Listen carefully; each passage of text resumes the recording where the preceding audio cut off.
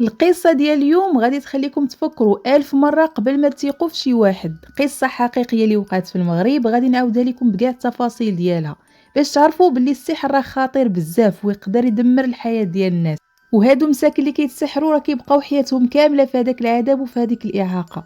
وشكون هادو أصلا اللي كيسحروا ليك؟ راه غير اللي كيعرفك مزيان واللي دايرين بيك. والسحر كيف ما كنعرفوا راه مذكور في القرآن، يعني الواحد خصو دائما يحصن راسو بالأدعية كل صباح وكل عشية.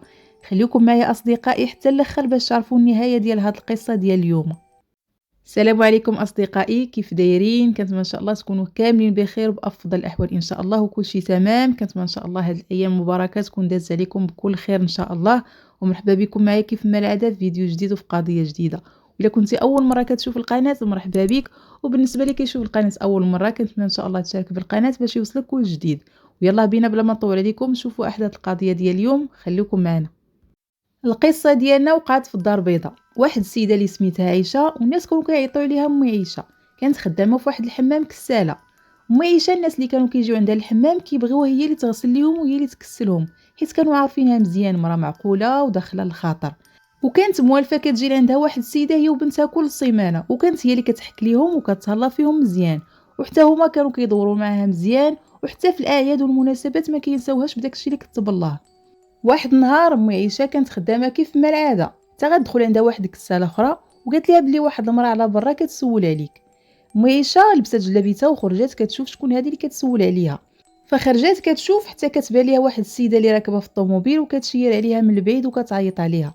مشات عندها أمي عيشة سلمات عليها وقالت ليها نعم لالا، اش حب الخاطر، انا راه ما عرفتكش. قالت ليها السيدة عرفتك ما عرفتينيش، ولكن انا راه كنعرفك مزيان وسمعت عليك كل خير، وانتي مرا مزيانه والله يعمرها دار، وانا بغيتك ديري معايا واحد الخدمه وعمرني نسى خيرك. قالت ليها ام عيشه مرحبا لاله، الا كانت شي حاجه اللي نقدر عليها على الراس والعين علاش لا. قالت ليها السيده شوفي ام عيشه، انا مرا بخيري وبخميري وما ناقصني حتى شي خير، كيف ما كتشوفي انا موظفه وبفلوسي وما ناقصاني حتى شي حاجه، ولكن الحاجه اللي مبرزطاني في حياتي هي لقيت مشكله مع راجلي كيخونني، وقالوا لي شي ناس بلي راه كيعرف شي وحده اللي باقا صغيره وزوينه، وانا بقيت متبعه فعلا وحاضياه حتى دابا شي 2 سيمانات لقيتو كيهضر مع واحد البنت في الفيسبوك. وانا بغيتك غير تعاونيني في واحد الخير وتوقفي معايا وعمرني ننسى خيرك. ام عيشه ما فهمت والو وقالت ليها انت دابا عندك مشكله مع راجلك ومع البنت، انا ما فهمتش فاش غادي نعاونك وشنو دخلني انا اصلا. قالت ليها مولات الطوموبيل راه واحد السيده كتجينا عندك الحمام هي وبنتها، وعطاتها كاع الاوصاف ديال هذيك السيده وبنتها. بقات كتفكر ام عيشه كتفكر وهي تقول ليها راه عرفتها، هذيك راه السيده خديجه وبنتها حياه، راه كيجيو عندي الحمام كل سيمانه وراهم ناس مزيانين والله يعمرها دار. فقالت ليها السيده راه هاد البنت هي اللي كيخوني راجلي معاها، وبسببها راه دابا واقفين على طلاق وغادي تخرب ليا زواجي، وهذا الشيء ما يبغيه لا الله لا عبدو. وبغيتك دابا غير ملي يجيو عندك الحمام تجمع لي شويه ديال الوسخ ديالها وشويه ديال الشعره ام عيشه، والحاجه اللي طلبتيها نديرها لك، وانا راه ما غندير ليها حتى شي حاجه اللي خايبه، انا راه غير بغيت نبعدها على راجلي وصافي. واش انت يا ام عيشه يرضيك راجل اللي عشت معاه 25 عام يسمح في وليداتو وفيا على وديت بنت اللي قد بنته ويرمينا على برا؟ ام عيشه تصدمات في هادشي اللي سمعت، حيت اصلا هي كتبان ليها السيده وبنتها مزيانين وداخلين سوق راسهم، وتخلعات ملي سمعت هادشي فيه السحور. وقالت ليها لا لا بنتي، انا ما قادره على ذنوب حتى ديال شي حد، واش بغيتي الله يغضب عليا؟ قالت لي هذيك السيده الله يهديك ام عيشه، هذا راه ماشي سحور، راه ما غيوقع ليها حتى شي حاجه، انا راه بغيت نبعدها غير على راجلي، وهي راه مازال صغيره وطايشه وما عارفه حتى شي حاجه وما عارفه شنو كدير، والبنت راه مازال يجيب ليها الله شي ولد الناس اللي لا قدها. وانا غادي نعطيك دابا 5000 درهم، وملي تجيبي لي داكشي اللي قلت لك عليه غادي نزيدك 5000 درهم اخرى، ومره مره راه غادي نبدا نتهلا فيك. وها هي النمره ديالي، كنتمنى ان شاء الله تجاوبيني في اقرب وقت اليوم قبل غدا. امي عيشه مشات للدار وبقات كتفكر شنو دير، واش توافق ولا دير بالناقص. هذيك الليله ما داهاش الناس والشيطان بدا كيدير خدمته وكيزيد يعمر ليها في دماغها وكيبين ليها بلي داكشي اللي كدير راه غير خير ما فيه حتى شي باس. في الصباح صونات عليها وقالت ليها صافي انا موافقه ندير داكشي اللي قلتي لي عليه. صافي تلاقات معها الغد لي غادي تزيدها 5000 درهم، ورجعت امي عيشه لخدمتها في الحمام. دازت واحد السيمانه وهي تجي المراه مع بنتها حياه كيف ما العاده للحمام. رحبات بهم امي عيشه وبقاو كيديو ويجيبوا في الكلام. دخلات المراه هي الاولى غسلات ليها، ومن بعد قادت الحياه لبلاصه حتى هي فين غادي تغسل ليها. حتى هي حكات ليها ووصلت ليها مزيان، وكان داك الوسخ اللي كان كيخرج من حياه كانت كتهزو كتحطو في واحد الطاسه وكتخبيه باش ما يشوفها حتى شي واحد. ملي سالات من الحكان غسلات ليها شعرها، وداك الشعر اللي كان كيطيح واللي كيتجمع في المفشطه حتى هو جمعاتو مع داك الوسخ وخباتو في واحد الساشيه. صافي كملات معاهم وخلصوها ومشاو في حالهم، وهي نيشان غادي تتصل بديك السيده وقالت ليها بلي الغرض راه تقضى. صافي غادي تلاقى معها وعطاتها الغرض، وهي عطاتها الفلوس اللي بقاو ليها، وبقات كتوصي فيها وكتقول ليها عافاك ما ديري حتى شي حاجه للبنت. المهم مشات ايام وجات ايام، والسيده خديجه وبنتها حياه ما بقاوش كيجيو الحمام كيف ما موالفين. ومعيشه جا هذا الشيء غريب، حيت مولفين كانوا كيجيو كل سيمانه، وحتى الا تعطلوا كيفوتوش 10 ايام ولا 15 يوم. واحد النهار الكساله جالسه في الحمام كيف ما العاده، حتى كتبان لها السيده هي وبنتها داخلين الحمام وهما فرحانين ما قداهم فرحه. شافتهم عايشه ومشات لعندهم وسولاتهم على هاد الغيبه فين كانوا. قالت ليها راه غير كنا مبرزطين شويه وكنا كنغسلوا في الدار، راه حياه راه تخطبات وان شاء الله راه قريب نديروا ليها العرس، راه خطبها واحد السيد لاباس عليه وان شاء الله راك حتى انت معروضه. بداو كيديو في الهضره ويجيبوه، حتى غادي تسولها ام عيشه وقالت ليها فين تعرفت على هذا السيد، واش من العائله ولا جابوا ليها شي واحد. وهي تقول لها الام بلي تعرفات عليه غير في الفيسبوك وتفاهموا مع بعضياتهم. وهي تفكر ام عيشه بلي السيده قالت ليها بلي راجلها تعرف على البنت في الفيسبوك، وهي تقول صافي هو هذا الراجل اللي قالت ليه عليه السيده. وملي سولاتها قالت ليها واش السيد باقي صغير واش كبير، قالت ليها بلي هو كبير في العمر ولكن راه ما مزوج ما والو. وهنا غادي تكتشف الكساله بلي داك السيد راه كاذب على مراته وكاذب على حتى هاد البنت. هنا ام عيشه حصلت حصله خايبه وبدات كتقول مع راسها اش داني لهاد المشاكل، وبدات كتفكر في العواقب ديال هاد الشيء اللي دارت، وضميرها بدا كيأنبها، وندمات اصلا اللي سمعت الكلام ديال ديك السيده وجابت ليها داك الشعر وداك الوسخ. دازت واحد الشهرين بالضبط وماما حياة جات للحمام باش تصل، ولكن هاد المره كانت حالتها وكانت كتبان بحال مريضه، وكانت جات غير بوحديتها. ملي شافتها ام عيشه قالت لها فين هاد الغبور، واش دوزتو العرس الله يكمل بالخير، واش صافي بنتك مشات لدارها. قالت ليها المراه خلي هذاك الجمل راقد، راه ما بقى لا عرس لا والو كلشي مشى. قالت ليها ام عيشه شنو كاين شنو واقع. قالت ليها السيده بنتي حياه تبدلات بزاف وما عرفتش شنو طرا ليها، ولات كتبكي الصباح وليل ودبلات ما بقى فيها ما يتشاف. لاطاي ديالها اللي كانت كتحمق اي واحد شافها ما بقى فيها ما يتشاف، وشعرها حتى هو ولا محروق وكيطيح غير بوحدو. والسيد ملي شافها في هذيك الحاله مشى في حالو، وهذا الشيء غادي يدخلها في الاكتئاب ولات كتعيش غير بالدوايات باش تهدن.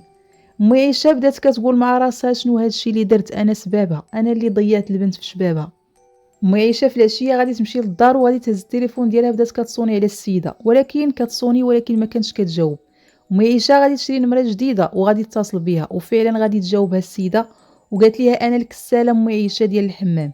شنو هذا الشيء اللي درتي في البنت، واش انت ماشي حرام عليك؟ البنت راه كتموت، وانت قلتي لي اصلا بلي ما غديري لها حتى شي حاجه اللي خايبه، انت قلتي غادي تبعديها غير على راجلك وصافي. وشوفي دابا حل واحد اللي غادي نديرو، غادي تجي عندي دابا نتلاقاو، يا اما غادي نمشيو لعند الشرطه نعترفوا بكل شيء، وانا راه ما غنخسر حتى شي حاجه، انت اللي غادي تخسري كل شيء، غتخسري ولادك وراجلك وغادي يعرفوا كل شيء على حقيقتك. قالت ليها السيده صافي عطيني غير واحد الساعه وغادي نجي لعندك حدا الحمام في نفس البلاصه فاش تلاقينا المره الاولى.